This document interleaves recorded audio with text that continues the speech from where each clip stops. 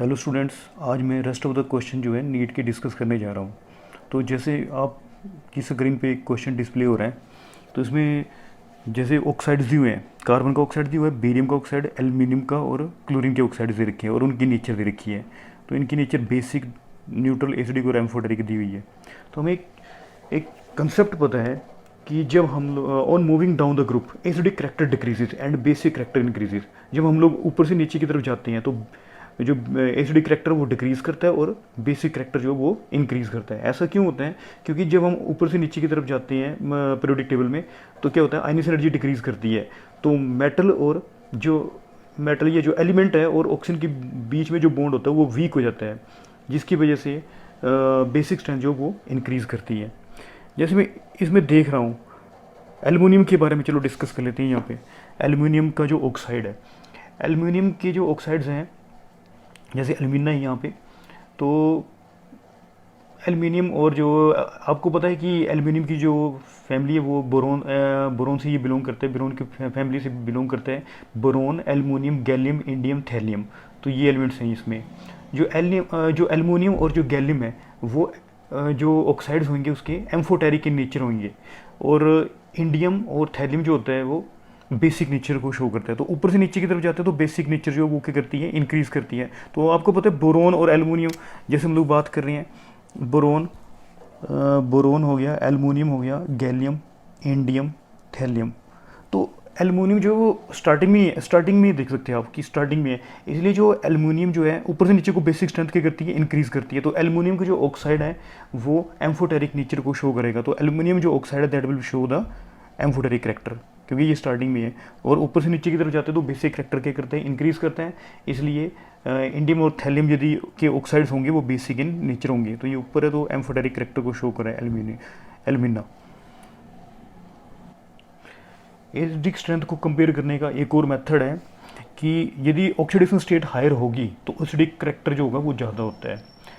जैसे एक एलिमेंट है जो दोनों ऑक्सीडेशन स्टेट शो कर रहा है, सपोज करो एक ग्रेटर उसमें बड़ी है और दूसरे में छोटी है, ठीक है। तो जो हायर ऑक्सीडेशन, जिसमें हायर ऑक्सीडेशन स्टेट होगी, वो जो ऑक्साइड होएगा वो जो होएगा वो एसिडिक इन नेचर होगा। तो सिंपल सा कंसेप्ट है, higher the oxidation state of the element more is the acidic character than those in the lower oxidation state. Lower oxidation state से हायर ऑक्सीडेशन स्टेट का जो एलिमेंट होगा वो ज़्यादा एसिडिक होगा, ज़्यादा एसिडिक होगा। जैसे यहाँ पे हम लोग देख रहे हैं क्लोरीन का केस है। क्लोरीन में ऑक्सीडेशन स्टेट 7 तक शो कर रहा है, +7 शो कर रहा है इसमें Cl2O7 में। तो इसका जो करेक्टर होगा काफ़ी ज़्यादा हायर ऑक्सीडेशन स्टेट है, जिसकी वजह से इसका जो करेक्टर होगा वो एसिडिक होगा। इसलिए Cl2O7 का जो करेक्टर है वो कौन सा करेक्टर है, एसिडिक करेक्टर है। अब हम बात कर रहे हैं कार्बन मोनोऑक्साइड के बारे में बात करें। कार्बन मोनोऑक्साइड जो है वो आपको पता है कि कलरलेस वाटरलेस गैस है और इसका जो ऑक्साइड होएगा दैट विल बी न्यूट्रल होता है। और बेरियम का जो ऑक्साइड है ये अल्केलाइन अर्थ मेटल से बिलोंग करते हैं। तो इसके first member beryllium, magnesium, calcium, strontium, barium, ये काफ़ी नीचे आ रहा है। आप देख सकते हो कि बेरिलियम, मैग्नीशियम, कैल्शियम, स्ट्रोंशियम और बेरियम। तो आपको पता है कि ऊपर से नीचे को बेसिक करेक्टर क्या करते हैं, इंक्रीज करते हैं। इसलिए बेरियम ऑक्साइड जो बेसिक करेक्टर को क्या करेगा, शो करेगा। तो ये आप देख सकते हैं कि ये जो हमने जो मैच किया है ये थर्ड ऑप्शन के साथ जो है हमारा ऑप्शन के साथ मैच कर रहे हैं, इसलिए थर्ड जो वो करेक्ट ऑप्शन होगी। स्टूडेंट्स, हम नेक्स्ट क्वेश्चन डिस्कस करने जा रहे हैं, जिसमें on electrolysis of dilute sulphuric acid using platinum electrode the product obtained at anode will be. तो यहाँ पे dilute सल्फ्यूरिक एसिड का H2SO4 का इलेक्ट्रोलिसिस हो रहा है। तो हमें पता है कि जब सल्फ्यूरिक एसिड का इलेक्ट्रोलिसिस होता है तो कैथोड पे हाइड्रोजन गैस लिबरेट होती है और एनोड पे ऑक्सीजन गैस लिबरेट होती है। तो सीधे डायरेक्ट आंसर आप यहाँ पे देख सकते हैं कि ऑक्सीजन गैस जो है वो एनोड में प्रोड्यूस होगी। तो थर्ड जो है इसका करेक्ट आंसर होगा। स्टूडेंट, नेक्स्ट क्वेश्चन हम लोग डिस्कस करने जा रहे हैं जो केमिकल काइनेटिक्स से लिए गए हैं +2 के। इसमें जैसे हम लोग देख सकते हैं कि an increase in concentration of reactant of a reaction lead to change in collision frequency, activation energy, heat of reaction, threshold energy. तो बोला है यहाँ पे कंसंट्रेशन ऑफ रिएक्टेंट को बढ़ाया गया है। कंसंट्रेशन ऑफ, जब हम लोग कंसंट्रेशन ऑफ रिएक्टेंट को बढ़ाते हैं तो क्या होता है, जब हम लोग कंसंट्रेशन ऑफ रिएक्टेंट को बढ़ाते हैं तो कोलिजन जो है वो क्या करते हैं, इंक्रीज करते हैं। कोलिजन जब इंक्रीज करेगा तो डेफिनेटली कोलिजन फ्रीक्वेंसी जो है वो क्या करेगी, इंक्रीज करेगी। तो सिंपल सी बात है, कोलिजन फ्रीक्वेंसी जो है that will depend upon the number of reactant molecules per unit volume. Number of reactant जो है पर यूनिट वॉल्यूम में जितने नंबर ऑफ रिएक्टेंट मॉलिक्यूल्स होंगे तो कोलिजन फ्रीक्वेंसी जो है उसके डायरेक्टली प्रोपोर्शनल होगी। यदि नंबर ऑफ रिएक्टेंट जो है ज़्यादा होंगे तो कोलिजन भी क्या होगा, ज़्यादा होगा, और कोलिजन फ्रीक्वेंसी भी क्या होगी, ज़्यादा होगी। तो increase in concentration of reactant जो है कोलिजन फ्रीक्वेंसी को क्या करता है, इंक्रीज करता है। तो इसका जो राइट आंसर होगा वो फर्स्ट होगा। स्टूडेंट नेक्स्ट क्वेश्चन डिस्कस करने जा रहे हैं, उसमें बोला गया है कि HCl was passed through a solution of calcium chloride, magnesium chloride and NaCl, which of the following crystallizes? कौन क्रिस्टलाइजेस होगा? जब हम लोग HCl गैस को पास करें तो इसके जो फिल्ट्रेट है, फिल्ट्रेट में जो है आपका CaCl2, MgCl2 और NaCl दिया गया है। जब HCl को पास करेंगे तो एक्चुअली में क्या होगा, एक्चुअली में आप देख सकते हैं कि जब हम लोग फिल्ट्रेट में HCl गैस को पास करेंगे तो Na+ आयन भी हैं उसमें फिल्ट्रेट में, और कौन है, Cl- आयन। जब हम लोग HCl गैस को पास करें तो क्लोराइड आयन की जो कंसंट्रेशन है वो इंक्रीज करेगी। जब कंसंट्रेशन क्लोराइड आयन की इंक्रीज करेगी तो आयनिक प्रोडक्ट की जो वैल्यू है, आयनिक प्रोडक्ट वो ग्रेटर हो जाएगा किससे, सोल्युबिलिटी प्रोडक्ट। आयनिक प्रोडक्ट जो है वो सोल्युबिलिटी प्रोडक्ट से इसकी वैल्यू ज़्यादा हो जाएगी, सोल्युबिलिटी प्रोडक्ट से। जब आयनिक प्रोडक्ट जो है वो सोल्युबिलिटी प्रोडक्ट से ज़्यादा होता है तो सिंपल सी बात है, प्रेसिपिटेशन का प्रोसेस होता है। Due to common ion chloride ion की कंसंट्रेशन जो है इंक्रीज करेगी, और जो NaCl है दैट विल प्रेसिपिटेट आउट। पर यदि हम लोग फर्दर अब जैसे यहाँ पे हम लोग देख रहे हैं तो जैसे कि यहाँ पे थर्ड ऑप्शन आ रही है कि only NaCl that will be precipitate out. पर यदि आप एक्सेस में HCl गैस पास कर सकते हैं तो कैल्शियम और मैग्नीशियम भी प्रेसिपिटेटेड आउट हो सकते हैं। तो अब नॉर्मली तो यहाँ पे सिंपली बोला गया है, तो हम देख रहे हैं तो NaCl जो प्रेसिपिटेटेड आउट होगा। ठीक है, तो ये इसका जो करेक्ट आंसर होगा वो थर्ड होगा। सर स्टूडेंट नेक्स्ट क्वेश्चन पे आ रहे हैं हम लोग। इसमें जैसे कि हम लोग देख सकते हैं कि identify the correct statement from the following. Correct statement को फाइंड आउट करना है। फर्स्ट बोल रहा है pig iron can be moulded into a variety of shapes. क्या पिग आयरन को हम लोग शेप्स में कर सकते हैं? पिग आयरन में पिग आयरन जो है उसके पिग आयरन में इम्प्योरिटीज़ होती है कार्बन, सल्फर, सिलिकॉन और फास्फोरस की, जिसकी वजह से ये जो पिग आयरन होता है वो मेलेबल होता है और जिसको हम लोग मोल्ड कर सकते हैं। तो फर्स्ट ऑप्शन में ये बोला गया है पिग आयरन जो है can be moulded into a variety of shapes. हाँ, पिग आयरन को हम लोग मोल्ड कर सकते हैं, वैरायटी ऑफ शेप्स में क्या कर सकते हैं, मोल्डेड कर सकते हैं। बिल्कुल सही है ये, क्योंकि और उसके बाद जैसे ये सेकंड ऑप्शन के बारे में बोला गया है road iron is impure iron with 4% carbon. तो रोट आयरन जो है ये गलत है बिल्कुल ऑप्शन, क्योंकि जो रोट आयरन जो है वो आयरन की प्योरेस्ट फॉर्म है और इसमें जो कार्बन कंटेंट होता है वो 0.5% होते हैं। तो ये आंसर तो बिल्कुल ही इनकरेक्ट है कि रोट आयरन जो है इम्प्योर फॉर्म है, रोट आयरन जो है प्योरेस्ट फॉर्म है आयरन की। तो अगला जैसे बोल रहे हैं कि जैसे वेपर फेज रिफाइनिंग, हाँ थर्ड भी ऑप्शन जो है blister copper is has blistered appearance due to evolution of CO2। तो ये भी ऑप्शन नहीं है। फोर्थ जैसे कि हम लोग बात कर रहे हैं जैसे कि vapour phase refining is carried out for nickel by van Arkel method. Vapour phase जो रिफाइनिंग मेथड है वो किसके लिए होता है, निकल के लिए बोला गया है। तो वेपर फेज रिफाइनिंग जो मेथड होता है वो निकल के लिए जो प्रोसेस होता है तो ये वेपर फेज रिफाइनिंग ही होती है। पर जो निकल जो है वेपर फेज रिफाइनिंग में जो बाय वैन आर्कल मेथड नहीं होगा, निकल जो है रिफाइनिंग जो की जाती है वो मोल्ड प्रोसेस के द्वारा की जाती है। और ये जो वैन आर्कल मेथड होता है वो जिरकोनियम और टाइटेनियम के लिए होता है। और यहाँ पे जैसे जो थर्ड ऑप्शन बोला गया है जैसे blister copper has blistered appearance due to the evolution of SO2 gas, न कि CO2 गैस। एक्चुअली में क्या होता है कि ये जो सॉलिडिफिकेशन होता है, जो ब्लिस्टर जो नाम आया है, वो जब मेटल सॉलिडिफाई होती है तो जो डिसोल्व SO2 जो है एस्केप आउट होती है और ब्लिस्टर्स की फॉर्मेशन होती है मेटल सरफेस पे। तो ये यहाँ पे थर्ड ऑप्शन भी गलत है कि इसमें जो ब्लिस्टर कॉपर हो रहा है, वो जो ब्लिस्टर्ड अपीयरेंस हो रही है, that is evolution of CO2 gas से नहीं होगी, वो सल्फर डाइऑक्साइड SO2 गैस के इवोल्यूशन की वजह से होगी। तो ये था तो हम इसमें देख रहे हैं कि जो फर्स्ट ऑप्शन जो होगा वो पिग आयरन जो है उसको हम लोग मोल्ड कर सकते हैं वेराइटी ऑफ शेप्स में, ठीक है। तो यही इसका करेक्ट आंसर होगा। तो फर्स्ट जो है इसका राइट आंसर होगा। स्टूडेंट नेक्स्ट क्वेश्चन जो है वो सरफेस केमिस्ट्री से है। उसमें बोला गया है जैसे कि measuring zeta potential is useful in determining which property of colloidal solution. जो जीटा पोटेंशियल जो है वो कोलाइडल सोल्यूशन की कौन सी प्रॉपर्टी को डिटरमाइन करता है। तो ये जो जीटा पोटेंशियल होता है एक्चुअली में क्या होता है कि when one type of ions of the electrolyte are absorbed on the surface of colloidal particle, जब colloidal particle जो है उसमें इलेक्ट्रोलाइट जो है वो एब्जॉर्ब करता है तो एक फिक्स्ड लेयर बनती है।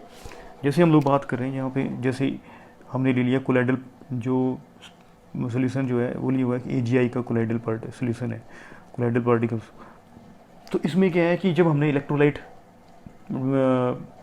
डाला तो ये जो है क्या करेगा, आइंस को एब्जॉर्ब करेगा। जैसे सपोज करो इसने आइंस को आयोडीन वाले इलेक्ट्रोलाइट डाला, पोटाशियम आयोडाइड हमने इलेक्ट्रोलाइट डाला, तो ये आयोडीन वाले आइन को क्या करेगा, एब्जॉर्ब कर लेगा।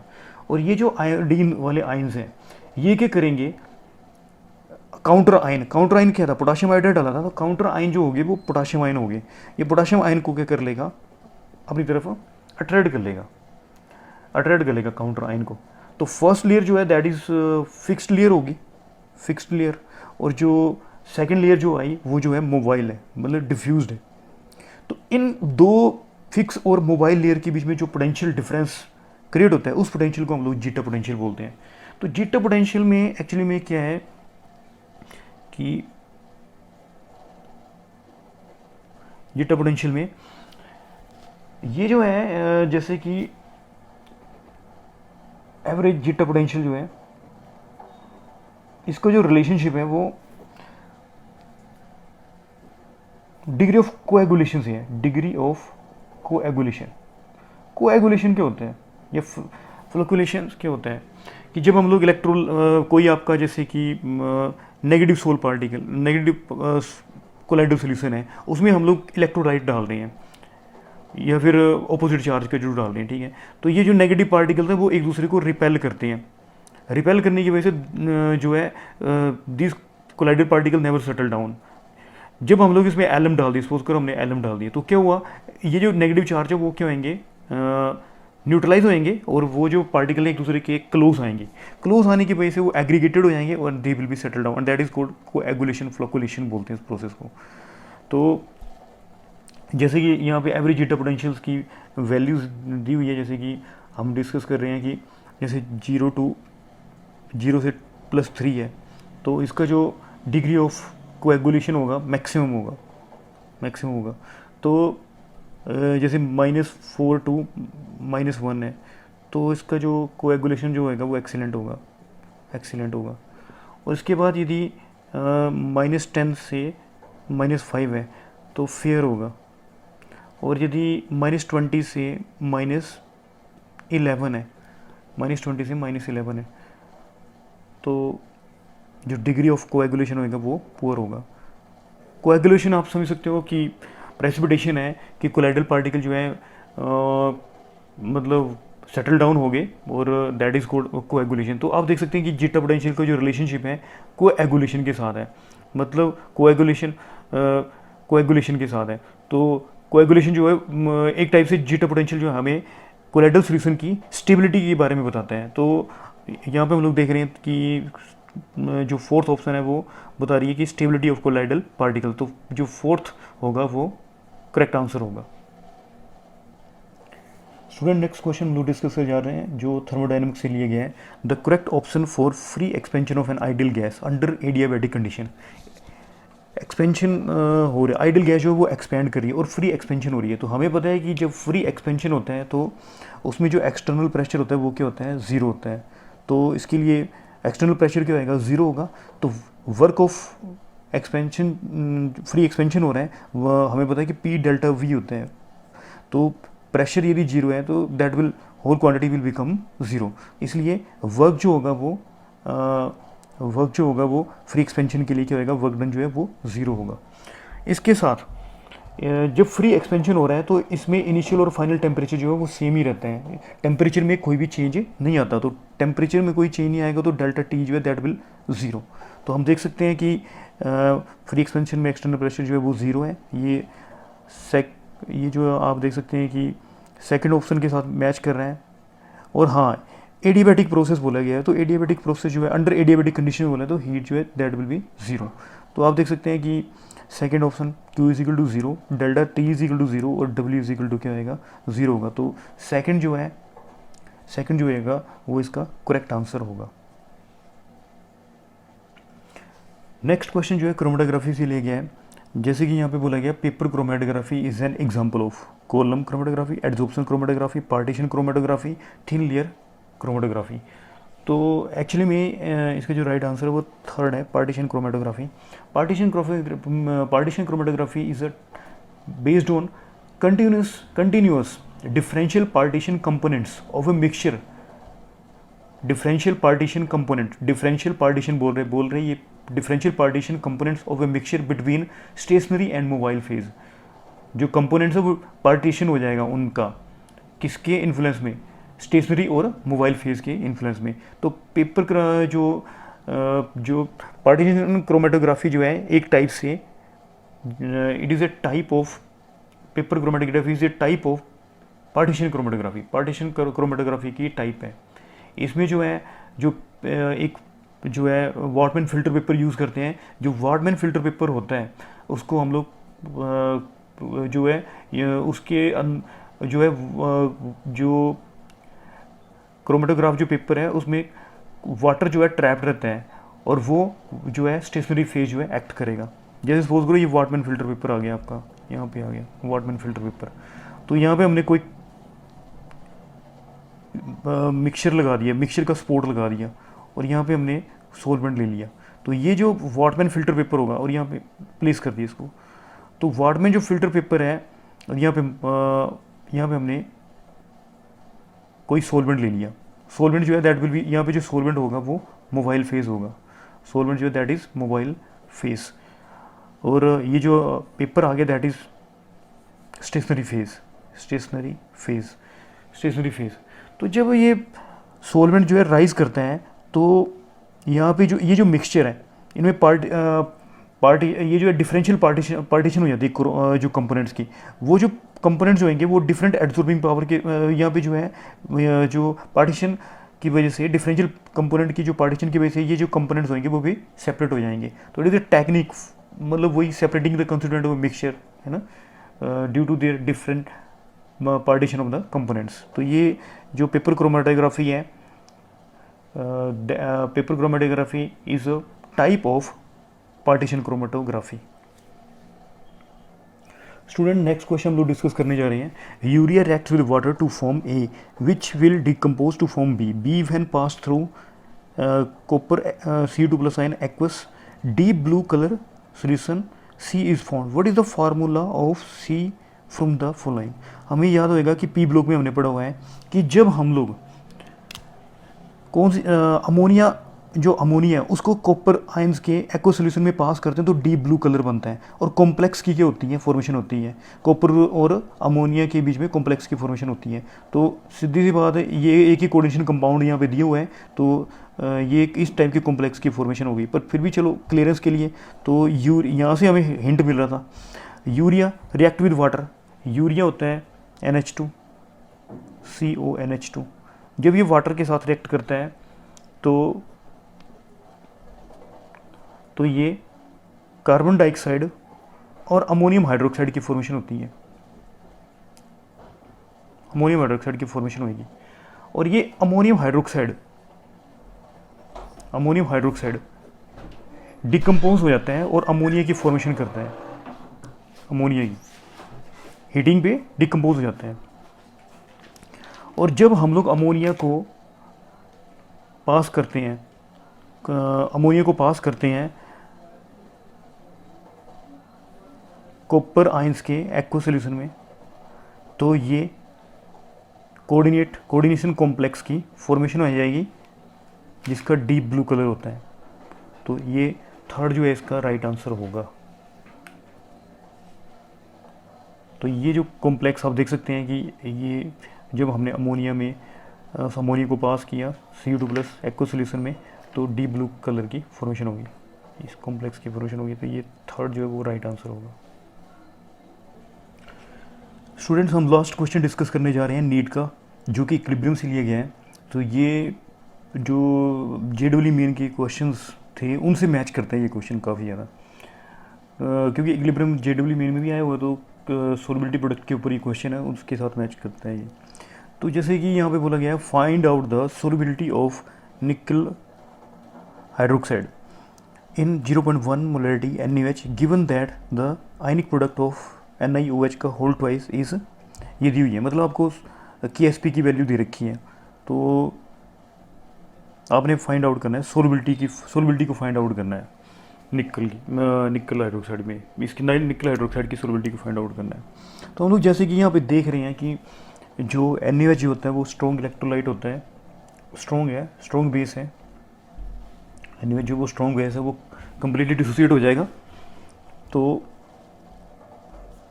NaOH जो वो कम्प्लीटली डिसोसिएट हो जाएगा, तो NaOH जो है जब डिसोसिएट होगा एक्वा सॉल्यूशन में, तो Na+ और वाटर में डिसोसिएट होकर के Na+ और OH- आयन की फॉर्मेशन करेगा।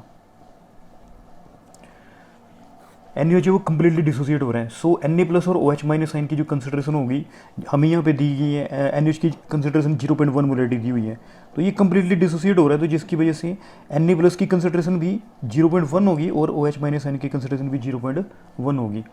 और जैसे कि यहाँ पे दिए गया है निकल हाइड्रोक्साइड दिया हुआ है NiOH का होल ट्वाइस, तो जब ये डिसोसिएट हो रहा है वाटर में, तो ये इसमें Na2+ aqueous plus 2 OH- ion aqueous ही आएगा।